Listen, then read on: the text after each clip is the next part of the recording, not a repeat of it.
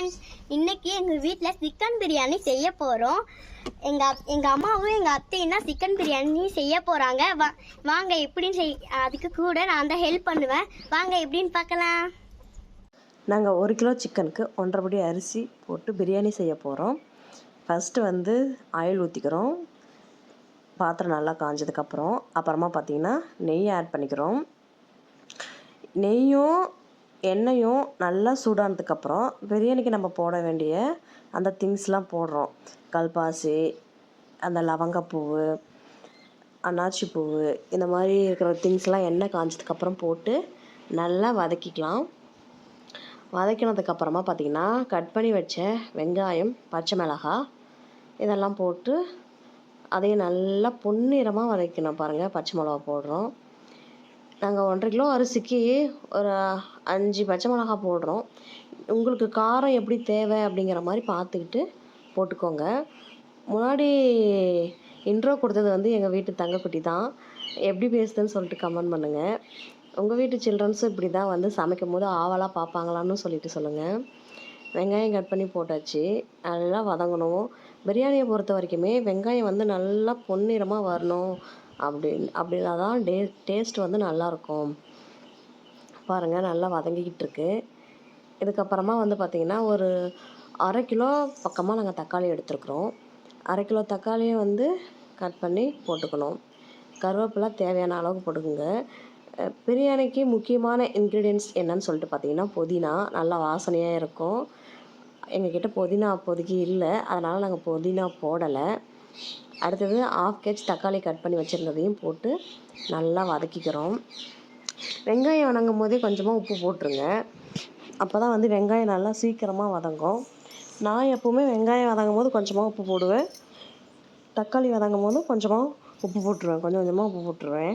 ஏன்னா அதில் உப்பு உரைக்கணும் அப்படிங்கிறதுக்காக. பாருங்கள், நல்லா வதங்கிருச்சு. ஆயிலே நல்லா வதங்குது பாருங்கள். எண்ணெய் கொஞ்சம் கம்மியாக ஊற்றினா ரொம்ப ட்ரை ஆகிடும். அதனால் கொஞ்சம் எண்ணெய் தாராளமாகவே ஊற்றுங்க. இப்போ இஞ்சி பூண்டு பேஸ்ட்டு போட்டுக்கோங்க. போட்டு இதையும் நல்லா கொஞ்சம் அந்த பச்சை வாசனை போகிற அளவுக்கு நல்லா வதக்கிக்கோங்க. எப்போவுமே கொஞ்சம் நெய்யும் ஆயிலும் இருந்துச்சுன்னா நல்லா சாப்பாடு உதிரி உதிரியாக பளபளன்னு வரும். பாத்திரத்தில் தண்ணி வைக்கிறதுக்கு அளவு என்னன்னு சொல்லிட்டு சொல்கிறேன். நாங்கள் என்ன அரிசி இன்றைக்கி எடுத்துக்கிட்டோம் அப்படின்னு பார்த்தீங்கன்னா, வீட்டில் எப்பயும் சமைக்கிற புல்லட் அரிசி தான் எடுத்துக்கிட்டோம். அரிசி ஊற வச்சிட்டோம் ஒரு 1/2 hour முன்னாடியே. இப்போ சிக்கன் போட போகிறோம். பாருங்கள், நல்லா எசன்ஸ்லாம் இறங்கி நல்லா சூப்பராக தக்காளிலாம் வதங்கிருச்சு. சிக்கன் ஆட் பண்ணிக்கலாம். 1.5 kg தான் சிக்கன் எடுத்திருக்கோம். பாருங்கள், சிக்கன் ஆட் பண்ணிவிட்டு அதுக்கு தேவையான மஞ்சத்தூள், உப்பு, நாங்கள் என்ன மசாலா ஆட் பண்ணியிருக்கிறோம் இன்றைக்கி பார்த்தீங்கன்னா பெருசாக எதுவுமே ஆட் பண்ணலை. பச்சை மிளகாயும் பிரியாணி மசாலா இது மட்டும்தான் போட்டிருக்கோம். மிளகாத்தூள், சிக்கன் மசாலா எதுவுமே போடலை. ஏன்னா இந்த மெத்தடில் நாங்கள் ஏற்கனவே எங்கள் அண்ணி செஞ்சு பார்த்துருக்காங்களாம். செம்ம சூப்பராக இருந்துச்சுன்னு சொல்லிட்டு அந்த மாதிரி தான் பண்ணி கொடுத்தாங்க. நீங்களும் இந்த மாதிரி செஞ்சு பாருங்கள். எந்த மசாலாவே ஆட் பண்ணாமல் பிரியாணி மசாலா ப்ளஸ் பச்சை மிளகாய் காரத்துக்கு, அவ்வளோதான். பாருங்கள், மஞ்சத்தூள் ஆட் பண்ணுறோம். வேறு எதுவுமே ஆட் பண்ணலை. நல்லா இருந்துச்சுங்க. சாப்பாடு சூப்பராக இருந்துச்சு. டேஸ்ட் எல்லாமே சூப்பராக இருந்துச்சு. இதில் ஒரே ஒரு ட்ரிக்ஸ் இருக்குங்க. என்னென்னா, பிரியாணிக்கு ஃபைனலாக நாங்கள் ஒரு பொடி போட போகிறோம். அதுதான் இந்த பிரியாணியோடைய ஹைலைட்டே. நீங்கள் எல்லோரும் பிரியாணி செய்யும் போது என்ன பண்ணியிருப்பீங்க? எப்போவுமே தக்காளி வதங்கும் போது தயிரையும் போட்டு வதக்கியிருப்பீங்க. ஆனால் நாங்கள் அப்படி பண்ணல. கறியை போட்டு ஒரு கொதி வர வரைக்கும் விட்டுட்டு அதுக்கப்புறமா கறியிலேருந்து ஒரு கொதி தண்ணி வந்ததுக்கப்புறமா அதில் 2 கப்பு, 1.5 கிலோ கறிக்கு 2 கப்பு சின்ன கப்பில் தயிர் போடுறோம். இப்படி கிண்டி செஞ்சு பாருங்கள். இந்த டேஸ்ட்டும் நல்லா தாங்க இருக்குது. நாங்கள் ஃபஸ்ட் டைம் ஒரு இதில் பார்த்துருந்தோம், ஒரு ஃபங்க்ஷனில் இப்படி செஞ்சுருந்தாங்க. அதுதான் ட்ரை பண்ணி பார்த்தோம் இன்றைக்கி. நல்லா தான் இருந்துச்சு. ஆனால் மோஸ்ட் ஆஃப் எல்லோரும் நம்ம என்ன பண்ணுவோம், தக்காளி வதங்கும் போதே தயிரை போட்டுருவோம். வெரி சிம்பிள் அண்ட் ஈஸியாக இது இந்த பிரியாணி இருந்துச்சுங்க. ஆனால் டேஸ்ட்டு அல்டிமேட்டாக இருந்துச்சு. சூப்பராக இருந்துச்சு. ஃபைனலாக எப்படி இருக்குதுன்னு நான் காட்டுறேன் பாருங்கள். இப்போ தயிர் போட்டு ஒரு 10 நிமிஷம் அப்படியே விட்டுறணும். இப்போ தண்ணி உங்களோட அரிசி எந்த அளவுக்கு வேகும் வேகாதுங்கிறது உங்களுக்கு தெரியும். நாங்கள் வீட்டில் தான் பாஸ்மதியோ சம்பாவோ யூஸ் பண்ணலை. நாங்கள் புல்லட் தான் யூஸ் பண்ணோம். அதனால் அதுக்கேற்ற மாதிரி குக்கரில் வைக்கிற மாதிரி தான் அந்த மாதிரி அளவுலேயே தண்ணி அளந்து நாங்கள் வச்சுக்கிட்டோம். வச்சுட்டு ஃபைனலாக வந்து அரிசி அள்ளி போட்டுட்டு மூடி வச்சிட்டோம். தண்ணி ஃபஸ்ட்டு வந்து அரிசி போட்டுட்டு கொஞ்சம் நேரம் வந்து நார்மல் ஃப்ளேம்லேயே இருந்துச்சு அடுப்பு. கொஞ்சம் நாங்கள் பிரியாணி மசாலா மட்டும்தான் போடுறோம், எதுவுமே போடல. அரிசி போட்டதுக்கு அப்புறமா வந்து பார்த்திங்கன்னா கொஞ்சம் நேரம் கழித்து சிம்மில் வச்சிட்டிங்க அப்படின்னா இந்த தண்ணி வந்து ட்ரை ஆகி நல்லா இதாகி நல்லா பளபளன்னு சாப்பாடு உதிரியாக வந்துடுதுங்க. அதுக்கு தான் நெய் அதிகமாக ஆட் பண்ணணும். ஃபர்ஸ்ட்லேயே நாங்கள் ஆட் பண்ணியிருந்தோம். நீங்களும் அதேமாரி ஆட் பண்ணிக்கோங்க. ஒரு சிலர் வந்து ஃபைனலாக கூட வந்து நெய்யை ஆட் பண்ணுவாங்க. கறி மசாலா மட்டும் கொஞ்சமாக போடுறாங்க, சிக்கன் மசாலா போடலை. அதுக்கப்புறம் வந்து பார்த்திங்கன்னா நல்லா சாப்பாடு சூப்பராக வந்துருந்துச்சு. இப்போ பாருங்கள், அரிசியை போட்டுட்டு நம்ம மூடி வச்சிடலாம். தண்ணி கொஞ்சம் நேரம் கொதிக்கிட்டோம், அதுக்கப்புறம் அரிசி போடலாம்.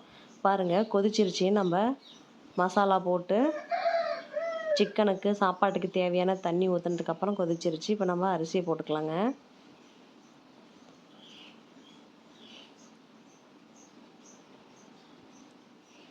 ஃபைனல் ஸ்டெச் பார்த்தீங்கன்னா வேறு லெவலில் வந்துருந்துச்சுங்க பிரியாணி.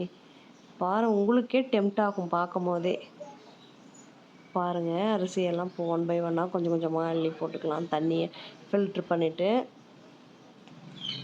பாத்திரம் பாருங்கள், நல்லா தாராளமாக இருக்கிற பாத்திரத்தில் சமைச்சா தாங்க நல்லாயிருக்கும்.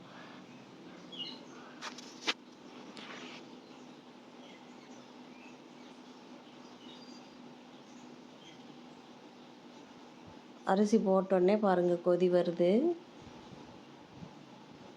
கொத்தமல்லியும் புதினாவும் என்கிட்ட இல்லைங்க. அது எல்லாமே நாங்கள் பிரியாணி செஞ்சு முடிச்சிட்டோங்க.